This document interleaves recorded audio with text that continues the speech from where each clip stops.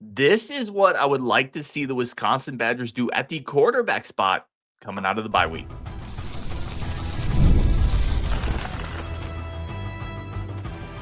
You are Locked On Badgers, your daily podcast on the Wisconsin Badgers. Part of the Locked On Podcast Network, your team every day.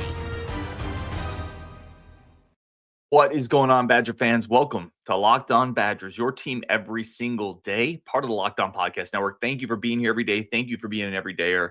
Really do appreciate you as always. Today's episode, man, we are getting into one thing I would like to see at every single position coming out of the bye week. What's our anchor point and something I need to see Michigan first half? First, today's episode brought to you by Mazda. Like every player, Mazda sweats every single detail because when you make every move count, pulling off the unexpected is only the beginning. Stay tuned later for highlights in this week's Mazda moving the game forward. Mazda, move and be moved. All right, let's jump into it. Again, appreciate everybody for being here. Today's episode, we are going position by position, every single spot on the team. What do I need to see or want to see coming out of the bye week? I think this is a good spot to take a second, take a step back, and look at this team holistically from the 30,000-foot view. Let's start at quarterback. What do I need to see from this position coming out of the bye week? Two things. The first is you just got to get Billy healthy. No more half measures. I think people can disagree with me on this. I'm not a doctor. I'm not in the medical room. But Luke Fickell kind of talked about it during that week. They didn't push Billy super hard. They thought he would be good. He goes out there and he tweaks a knee right away. And instantly it felt like the game plan you put together is gone. The idea of switching up two quarterbacks, I don't like that idea. I never did. Either Billy's healthy enough to be the guy or he's not. Don't put him out there for a series and then bring Daniel O'Neal in. I don't like that. I think that's all due respect to coaches who know more about football than I do. I think it's ridiculous. I thought that was a bad call. And quite frankly, I think it hurt Daniel O'Neal as well. It took that offense out of the rhythm. It would have been much better off just giving Daniel O'Neal the full week's worth of reps, letting Billy Edwards get another week of rest. And then with the bye week, maybe he's fully healthy for Michigan. So going forward, what I need to see at the quarterback spot, let Billy get healthy. If that means it's another 2 or 3 weeks, it is what it is. It doesn't help you if you put him out there when he's not healthy. It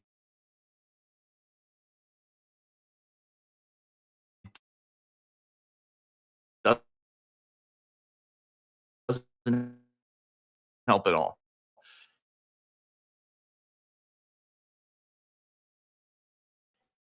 And then settle on who the two is. Is it going to be Simmons? Is it going to be Daniel O'Neal? Danny, fine to get ready. So get Billy healthy. Don't force it. Figure out your number two. Give your number two all the reps you can give him, and then develop a game plan around him. That's what I got to see at quarterback. And I think it's going to be better. I think that will be better. And when then when Billy gets back, Billy's going to be ready to go. Okay, that's what I want to see at quarterback. At running back, I think you need to see more. I want to see more Yakimelli. I would like to see. And Dylan Jones got hurt at the end of that Maryland game, so maybe. And I haven't followed up or I haven't asked anybody, and I haven't seen anything on his status. Maybe you see more Yak just because Dylan's a little banged up. But I would like to see more Cade Yakimelli. And I acknowledge the fact that Cade is averaging 3.75 yards per carry. That's not that far off from Darian Dupree at 4.1. They're in the same area. But this is a guy last year that put up really big numbers on the limited number of carries he got. I think he's shown the ability to be explosive. He's a good pass blocker. He's good in the pass catch game. And he just has a physical leg drive to him that I think he's going to get 3 yards every carry. He's going to drive people forward. I don't think you're going to get negative plays with him. I think he helps you keep the chains moving. I would like to see more Cade Yakimelli moving forward. I've been saying that for 2 years. I would like to see a little more Cade Yakimelli. It's not a shot to the other running backs, but I think Cade gives you a little more physicality. I think he just gives you a little more strength at the position. If nothing's there, I think he can push the pile a little bit better. I would like to at least see what he looks like given 10 carries in a game, 8 to 10 carries a game. Let's just see, because what are you losing? The running game's not working. Let's try Cade Yakimelli. So I would like to see a little bit more Cade. At receiver, this one's easy to me, man. Get Vinnie the ball. And I had Coach Anderson come on from that dairy raid, and he talked about this a little bit. He said, well, Vinny's not getting open. And that's fair. You know, he goes back. We both watched the All-22. But then put him somewhere else. Then get him open, right? Like part of your job as a coach, as a receivers coach, as an offensive coordinator, is to scheme your best players open. You can't just sit back and say, well, he didn't get open, so we didn't get him the ball. That's not acceptable for your best player. At least your best skill player.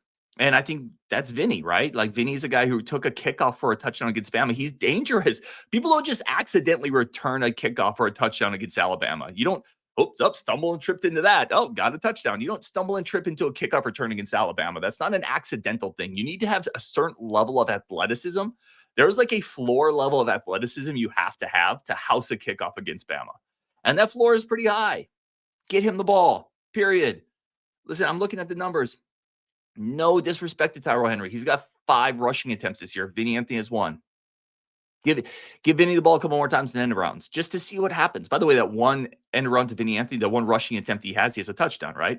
He has a receiving touchdown. He has a kickoff return touchdown. He has a rushing touchdown. This is an offense that at its current form is kind of tripping and bumbling and stumbling its way to not very prolific games. Get your best weapon the ball. I don't think should be overly complicated. You look at receptions. Trechka Kahuna has 11 this year. Vinnie Anthony has 12.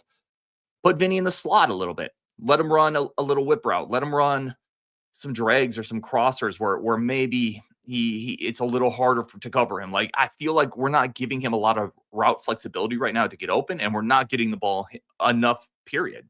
Vinnie Anthony needs more touches. In basketball, he's your best shooter, and he's not getting the rock enough to shoot the ball. You got to get him more touches, and you can't be okay, and you can't be complacent enough where you say, well, he's not getting open, defense is taking him away. No, that's not good enough right now. Put him in the slot, put him in the backfield, run a different route with him, run a reverse with him, run a receiver screen with him. There are ways to scheme up plays to get your best weapon the ball. And I understand that Jeff Grimes has a kind of the ability, his offense has the ability to spread out to a lot of pieces. And I like that aspect of Jeff Grimes' offense, but it can't be at the expense of not getting your best player more touches. Get Vinny the ball. At tight end, for me, it's just kind of a continuation of Lance Mason. Lance Mason leads the team in receptions. He had 7 against Middle Tennessee. He had 5 last week against Maryland. He is a weapon. Just continue using him. I like every time we go to Lance Mason. So to me, it's Vinny, it's Lance Mason, get them the ball. Just continue to get Lance Mason the ball more and more. And then Vinnie Anthony. Like, get your weapons the ball. Get your playmakers the ball. And first half of Michigan, I would like to see, instead of like a double reverse pass or a Tyrell Henry pass or a K.D. Akimelli option to the quarterback. See, that's the thing that's driving me nuts. Let me just go back to it. There's so much creativity in these looks that Jeff Grimes is creating, direct snaps and receiver pitches and receiver passes. We can't use some of that creativity and flexibility to give Vinnie Anthony the rock. Come on now. Let's get our playmakers the rock. That to me is a little inexcusable, and I would love to see that get better coming out of the bye week. All right, we're going to take a second here for our friends of the show. We're going to come back, talk about offensive line, defensive line, inside linebackers. What else at these positions do I want to see something different at going forward? Today's episode brought to you by our great friends over at Mazda, moving the game forward. And for those who believe it's not just about playing the game, it's about redefining it.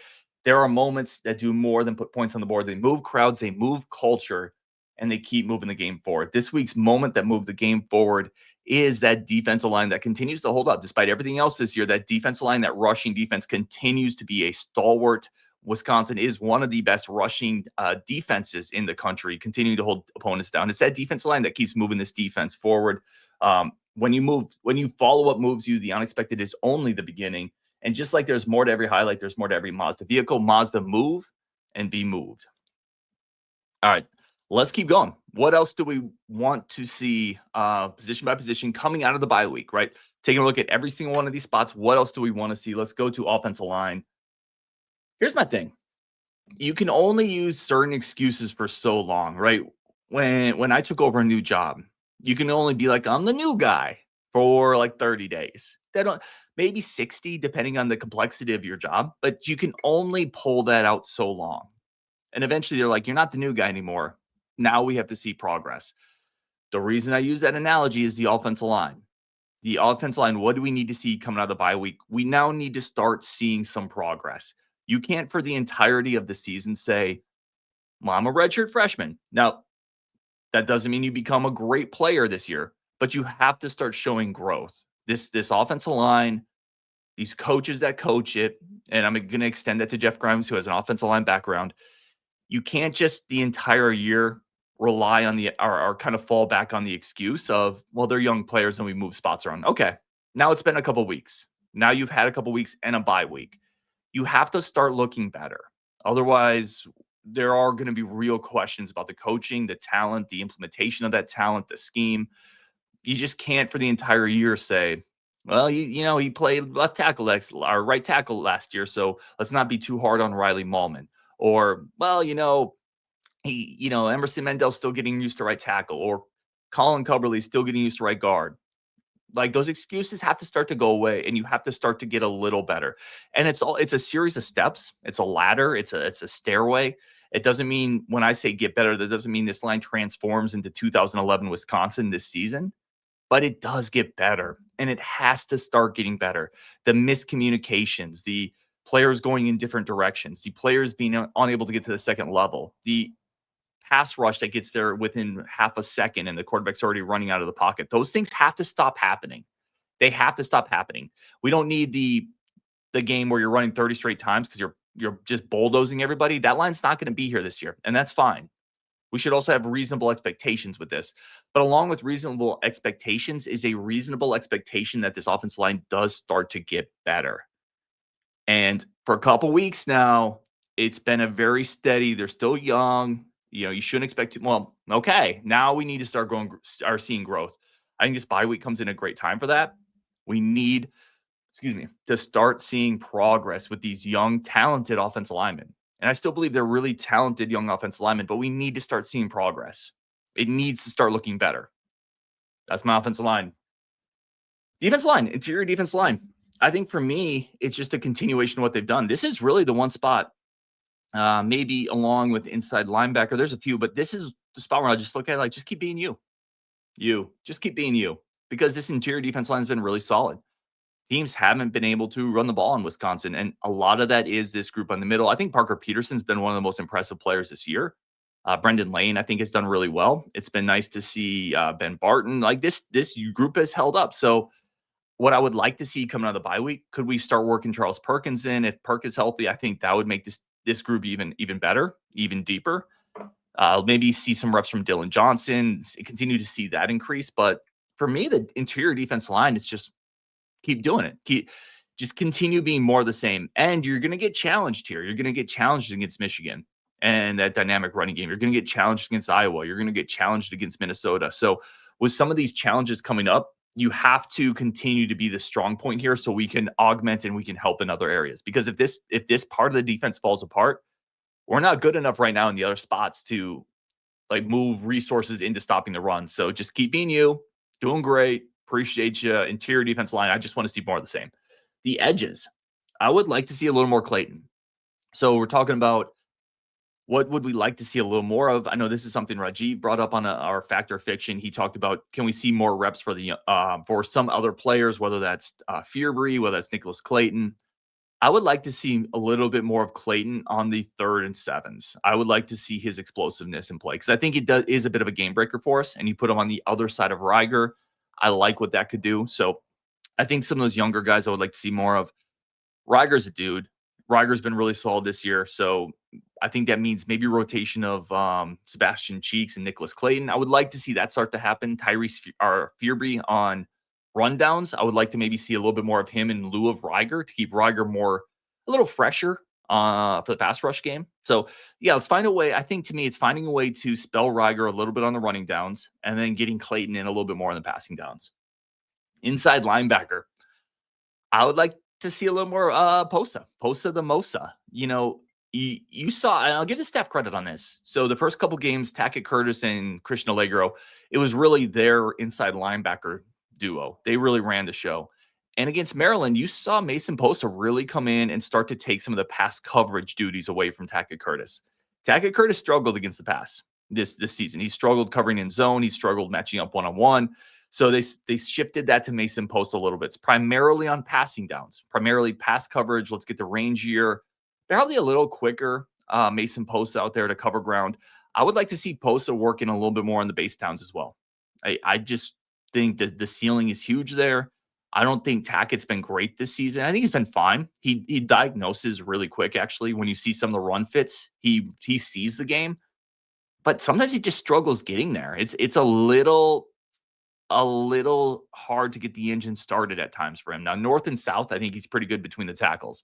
But when it starts getting outside that tackle boundary, starts getting into the flats, the edges, he's struggled a little bit covering those areas of the defense. I would like to see Post get more involved for Tackett Curtis and try to help us get to the edge a little bit more defensively. I think that could be a big key for the second half of this season. All right, let's go corners. I talked about this before, and I know people disagree with this, and I don't think anything is ever one person's fault, right? Not in football. Definitely not in football. Football is very much a ecosystem on both sides of the ball. Your corners are reliant on your pass rush. Your safeties are reliant on your corners. Every spot is reliant on your DC. The linebackers are reliant on your defensive line, right? All this works together in cohesion, like an engine. You need all the parts of the engine to move the truck forward, right? So when I say Rico, to me, hasn't been very good this year, it's not just Rico. The pass rush has to be better. The safeties have had some missed assignments. All that's true. But Rico hasn't been good enough. That's also true. We need more from Ricardo Holman. So if it doesn't happen, like if we don't see an improvement in play coming out of the bye week, I would like to see a few more reps from some of these young corners that we like, that we're here in spring, that Paul Haynes talked about, that Kairos Gaines, Jamari Washington. I would like to see limited reps. I'm not saying that you start them and you put them on an island, but I am saying that this is the level of play we're getting from Ricardo Holman, and we know he's not going to be here next year. So there's nothing to build from here, right? You're not going to, hey, Rico's going to be better next year. If this is what you're getting, I don't know if it hurts you or kills you to get a Kairos Gaines in there for a few reps, right? Start developing him for next year. And quite frankly, maybe he competes a little bit more this year. I don't like that, because I think this team, if you have a good Ricardo Holman, if you have a locked-in Ricardo Holman, I think this team's better. This team is better with the Ricardo Holman from 2 years ago. But we haven't seen that consistently. So I'm kind of getting to the point of, I want to see some players who are going to go out there, battle, compete, and really, really get a little pissed off. And I don't, it's unfair to say Rico isn't that. It is unfair, and that's not what I'm saying. But if that's going to be what we're getting, I think there might be a time where you might want to give a couple reps to some of the younger guys and see what they could give you. So that's where I'm at corner. Let's go safety. Just no more missed assignments. That play before the first half, but before the end of the half against Maryland was awful, where Maryland play action, but they're going deep. The only thing that can hurt you in that moment, if you remember that moment of the game, Maryland had the ball in their territory. There wasn't a lot of time left before half. And they had a receiver just split our two deep safeties. We had two deep safeties. Obviously, Preston Zachman being out, that's a big injury that we've talked about briefly, but probably not as much as we should. That's a big injury for this Badgers defense. He's one of the leaders there, one of the better tacklers. But, man, you can't let somebody split you in that moment of the game. You have to stay deeper than the deepest. And so when we're looking at the safeties going forward, no more missed assignments. Understand eye discipline. Don't get your eyes in the backfield, which I think is kind of what happened on that play. You understand time and distance, understand situational football. You are the back line of the defense. You can't have those type of gaffes. You just can't. So I would like to see no more missed assignments. Play smart football, play disciplined football, know your role, and don't try to do more than you should. That's the other thing that happens sometimes in moments like this. Players try to do more than they should. You have to stay locked into your responsibility, which is, as the safety in that situation, you got to be as deep as the deepest. All right, let's go to the coaches. Special teams. I just wrote down here, don't lose the game. If you're going to be average on special teams, that's fine. You can't lose the game. You can't have blocked field goals, missed field goals, blocked punts. You have to be better on special teams, at least to the point where you're middle of the pack. This team is not good enough to overcome special teams miscues. This team is not tough enough right now to overcome a couple of special teams problems in the first half. So you can't, if you're the special teams unit, you can't lose the game. You have to at least play solid football. They didn't do that against Maryland. Coaches. I wrote down 3 things here. Okay. What I would like to see from the coaches coming out of the bye week. The first is really dig into the locker room and play the players that give that GAF, that give an F. I'm not saying there's any players that don't. I'm just telling you, you need to find the guys who are in the fight. And when adversity hits, you can always kind of see the people who aren't for it. You coming up on Michigan, you got to find the people who give an F. You got to really find the players who have some fight in them. And that's why I said maybe it's some of the young guys. And what you lose in experience, maybe you gain in a little bit of just youthful exuberance. So that's the first thing. Find the players who want to be out there, who are ready for this fight and want the adversity. Number two, fix the discipline stuff. The penalties, special teams. This team, much like I talked about with special teams, this team is not good enough right now to have a roughing the passer penalty, to have a hands to the face penalty, to illegal formation, bad snap, block kick. That's on a lot of that's on coaching. I put a lot of that on coaching. You have to clean up the little things. You cannot beat yourself because this team is not playing well enough right now. You have to put the other team in a position to beat themselves. And we didn't do that enough against Maryland. And the last one is figure out how to start fast. I almost started this podcast with just a moment of silence because if the football team doesn't have to start on time, why do I? I almost just sat there for 30 seconds and it would have been like a Goodwill Hunting moment where I just stared at y'all like this. We would have awkwardly done that for 30 seconds. I would have done it. I would have. But then I realized some people listen on podcasts, on audio, and they don't get the video. So that would have been really weird, and they probably just would have turned it off. But my point is, enough's enough. You can't start slowly every single time. Enough's enough. Figure it out. Start faster. So that's what I want to see from the coaches coming out of the bye week. One more quick break for our friends of the show. We're going to come back, and I'm going to talk to you about our anchor point, meaning what do I think is the thing this team can anchor itself to, and Michigan first half, what do I want to see? That's coming up next, Locked On Badgers. First, a quick second for our friends of the show. As always, a quick second to say thank you for tuning into Locked On Badgers. Today's episode brought to you by DoorDash. I love DoorDash because I can't cook and I like to eat. I've talked about it all the time. And it's almost a weekend, right? So it's time to look back, crown this week's MVP on who delivered, powered by DoorDash. Just like you can win every Saturday with DoorDash streaks, saving more every time you order. These are the group of players that delivered when it mattered most. Let's break it down. Again, I talked about the defensive line. They've delivered pretty consistently in every game. Teams aren't able to consistently run against this Badger team. Now, it doesn't always matter because they can do other things to us, but that defensive line deserves credit. What they've done, Coach Whitlow, they definitely deserve credit for stacking up strong performances all season long. And just like that defensive line, DoorDash delivers for your Saturday. With DoorDash treats, you can save every Saturday you order, stack it up all season, and you can save up to $250, including $100 in DoorDash credits. Order this Saturday. Keep the streak alive. Fuel your game day. Only with DoorDash. Terms to apply. Promo period through 11/18. Today's episode also brought to you by our great friends over at 5 Hour Energy. Caffeine just got a flavor upgrade. 5 Hour Energy shots deliver tasty caffeine in 17 bold flavors. Each 2-ounce shot packs the caffeine of a premium 12-ounce cup of coffee plus B vitamins, nutrients, zero sugar, zero crashes. I absolutely love the convenience of it. Like, you can just go into the store, find your favorite flavor, throw it in your back pocket after you pay. Let's pay first. Pay and then throw it in your back pocket, backpack, car, whatever it is. Take it on the road. It's simple. It's easy. You get the energy you need without the sugar, without the crashes. Enough with boring, flavorless caffeine. Let's get better, people. It's time to give your caffeine a flavor upgrade with 5 Hour Energy shots. Get the favorites you love, or maybe be bold. Try something new. Head over, get into a store, or go online at 5hourenergy.com or Amazon today. All right, let's talk about what we need to see first half Michigan. Because I'm telling you right now, my confidence is hanging by a thread with this team right now, in this program, this coaching staff. And that's more than a lot of people. A lot of people are out. I'm not out. I don't think the season's over. I'm not out on the staff yet. But my confidence is shaken. And you have an opportunity here in the bye week to, again, find some players that you think give a little bit extra to get the offense line another week of just good rest, to figure out the quarterback spot. I'm not saying you need to come out and beat Michigan. What I need to see, I'm not even going to tell you what I want to see. I'm telling you what I need to see because I'm getting close to, I just can't anymore. I need to see a team come out, hit somebody, play hard, play fast, simplify the game plan, allow the younger players on your team to do the things that they can do. Don't overcomplicate it, and play with Michigan for a half. I need you to go into that stadium with a crowd that's probably going to be a little sleepy and a team that's probably not going to think you're coming in to beat them because of what you've shown this year. I need you to go in that stadium and fight. Play like Wisconsin matters, like the motion W on your helmet matters. And what does that look like from next to no standpoint? I don't know. I don't care. It could be 7 straight fullback dives if we're moving the ball.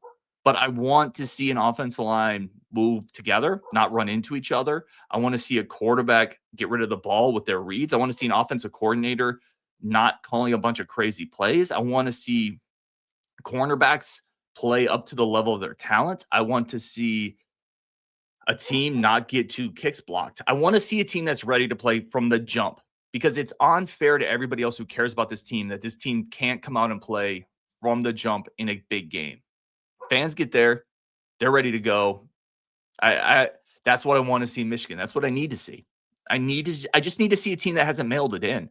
Because if you're a competitor, and I have no doubt that these players are, I've talked to a lot of them. I like a lot of players on this roster.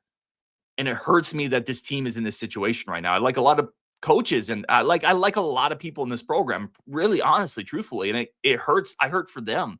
It hurts me as a fan. It hurts me for other fans that I talk to that are frustrated. Like, if you're competitive and you have that bone in your body and you don't come out and fight against Michigan after sitting on this for 2 weeks, after sitting on getting booed in Camp Randall for 2 weeks, whether you like the boos or not, that's, as a competitor, that has to fire you up.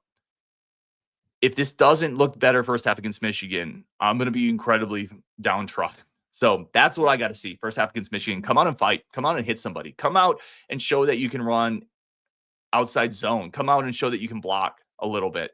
Just, it has to look better, and it has to look like there's energy and passion behind what you're doing. And I think fans can see that. I think fans can pick up on that kind of stuff. All right.